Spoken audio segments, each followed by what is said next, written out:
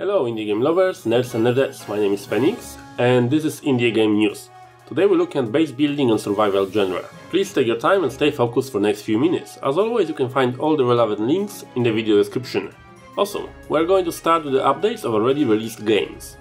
And there have been quite a few in this past month. Empyrion Alpha 7 has entered experimental branch. As with each new alpha, Empyrion yet again is pushing a lot of content to the players. We will see new handmade realistic terrain for the planets, complementary to already existing procedurally generated maps. Terrain has been now extended to the heights of 500 meters, and developers have added 38 new textures for building blocks. They also updated several existing textures in the game, as well as added a new shader for 3D textures. Start of the game have seen some rebalancing with a greater emphasis on incentivizing players to explore more in the search for new materials and resources. For those of you who are more creative, there is addition of new and improvements to existing creative tools, with the ability to copy, paste and cut the whole sections of the ships. We will see improvements to your PDA, general book fixes, more graphical and audio improvements and optimizations. Empyrion Galactic Survival is a 3D open-world space sandbox survival adventure. Your job is to build powerful ships, mighty space stations and vast planetary settlements to explore, conquer and exploit the variety of different planets. The game was first released in the early access just over 2 years ago, and so far received 86% positive review score on Steam, out of over 7,500 reviews submitted. Project Zomboid Build 38 is up and running. This is the final update before vehicle and non-vehicular branches are merged together in the Build 39. Project Zomboid development and communication improved a lot since my last take on it in the early access monitor. Build 38 adds brand new map of Riverside, which should give the old veterans something to explore. We'll see addition of the corpse management. You can now use the shovels to make the mass graves for all the zombies you kill during your game. You will want to do that as game now punishes you with the negative thoughts if your base is surrounded by the piles of rotting dead bodies. We'll see expansion of the sandbox system. You can now adjust generators' rarity and fuel consumption, change occurrence of randomized safe houses on the map. You can tweak if zombies can destroy buildings or not, adjust the player's starting points, and many more changes that allow you to have the survival adventure exactly the way you like it. We'll see new clothing degradation mechanics. TV and radios now influence players' mood and can provide the players with the XP boosts. We'll see many optimizations, bug fixes and improvements on the way. Project Zomboid have been in the early access for almost 4 years now, and received 87% positive review score on Steam out of over 11,000 reviews submitted, in addition to being in the mostly positive category in the recent reviews as of the time of this video. Dig or Dive have received its final update before work is in place to take the game out of the early access. We'll see improvements to pathfinding. Ground monsters should be better at climbing high steps, hitting the ceiling less often. Improved aggro mechanism. Monster and bosses don't switch target all the time when attacked by several players. We'll see some balancing changes, graphical and interface improvements and small tweaks. Dig or Die is 2D Terraria-like survival game with much greater emphasis on combat and base defense. Your job is to explore, fight, craft and build your defenses. Each night you will need to survive massive attacks by building strong walls and placing turrets wisely. Game features structural integrity, and you will need to place your structures with the laws of physics and durability of materials in mind, or your structures will collapse. Game forces you to think about the way you build your bridges and towers to access remote locations. This also means that badly built bases can collapse with just a few blocks missing. The big feature of the game is water cycle. Rain, infiltration, underground rivers and lakes. You need to be careful during the heavy rains, or you could be surprised by the sudden water level rises. Water can travel quite a long distance, and you will be surprised when your underground bunker starts filling up or your cave exploration is cut off from the surface. Dig or Die released on the early access in March 2015 and received very respectable 92% positive review score out of over 2,000 reviews submitted. Banished version 1.07 is officially the last update of the game, a part of some major bug fixes if needed. Developers at Shining Rocks are moving into a new, unnamed product. It is also important and sad news to some that OS X and Linux versions development has stopped and won't be released. There isn't much to add in here as the update mostly composes of bug fixes and small improvements, as well as updating mod support.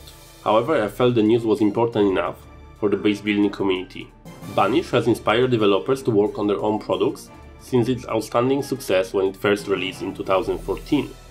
Game received 89% positive review score on Steam, out of over 20,000 reviews submitted, and proved that it is possible for a small dev studio to create a worthy product. Modding scene and active player base is still present in the game today. I will keep my eyes on the developers and report when we hear about any new products.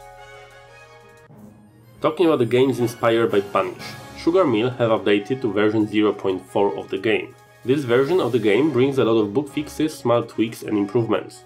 Over 2000 new items have been fixed, adjusted or added into the game. As a consequence, the experience now feels more solid and has improved substantially. Teaching profession have been adjusted, heavy buildings can now hold up to 5 workers. We'll also see addition of 14 new quests. There isn't many ground-shaking changes in here, but a good solid work on making experience more enjoyable to our players. Sugar Mill is a sandbox village building game. The game happens in the early days when the Europeans were setting in the Caribbean. It has a heavy component in person and building micromanagement, as well as economical and trading aspects. The player starts with a few families and a storage full of supplies. You will try to survive and thrive in your new settlement. You can build a port to import and export goods. However, there is an indicator called port reputation. This will dictate how often ships will visit your port. Also, pirates were on the scene these days. If the pirates rate indicator goes too high, you will lose the game. Some of the game's more unique features are products expiration dates. Just like in real life, in the game every product expires. Some food items expire sooner than others. Keeping a steady supply of food and water is essential, and the long-term shortages can lead to hunger and death of your villagers. Game uses real measurements, no more 10 units of wood and 5 units of iron to build a building. You will need to supply significantly more wood to build a wooden house than you need to supply the nails. It is reflected in the games. Items have actual weight, and it takes significantly longer to gather resources for the larger constructions, and constructions that require heavy materials like bricks and iron. Game put a big emphasis on the trade. You can perform traditional trade activities, such as importing and exporting products. If you offer good trade to merchants, ensure safety of your port, you will gain reputation, attracting even more people to visit. The game released in December 2016, and so far is sitting on a positive 73% positive review score. Okay guys, let's move to the recently released games. Niche, genetic survival game, left early access and is now full release title. Niche is a turn-based strategy survival game combined with simulation and the roguelike elements. Your job is to shape your own species of the animals based on the real genetics. You will keep your species alive against all odds, such as predators, climate change and spreading sickness. The game features over 100 genes to shape your species, procedurally generated worlds and animals, form biomes featuring different predators, prey and flora to explore. While playing Niche, the players are introduced to the scientific mechanics of genetics, featuring dominant recessive, codominant inheritance, etc. The game also features 5 pillars of population genetics: genetic drift, genetic flow, mutation, natural selection and sexual selection. All knowledge is interwoven with the game mechanics. As a big geek for evolution games, I'm really excited to see titles like this one. Niche received very respectable 91% positive review score on Steam, out of nearly 1000 reviews submitted. Time for the final update of this month. Dwarf Corp released on the Steam on the 25th of September. Dwarf Corp is a procedurally generated fantasy real-time strategy game in which you lead the colony of ruthless capitalistic dwarves to discover new lands, exploit them for profit. You will dig deep into the earth to discover rare gems and ores. You will send them back to your motherland in the balloon or ships. You will have to defend your colony with wall, traps and mercenaries. You will have to promote your employees for their good work or give them slap if they get sloppy. You will meet elves, goblins, mole-men, demons and more. You will be able to design your company logo and color scheme and watch your company grow.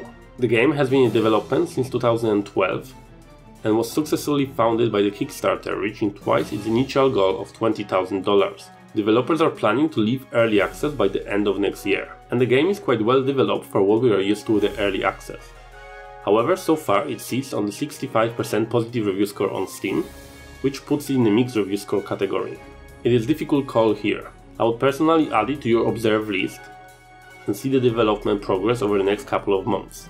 Okay guys, that's it in this month indie game news. If you know of any other games that should be featured in the next month updates or you release the game yourself, please contact me at writetophoenix@gmail.com or tweet to me at phoenix_gaming. If you have enjoyed this video, please don't forget to subscribe for more, Nerds and Nerdettes, my name is Phoenix and it was a pleasure to have you here. Take care.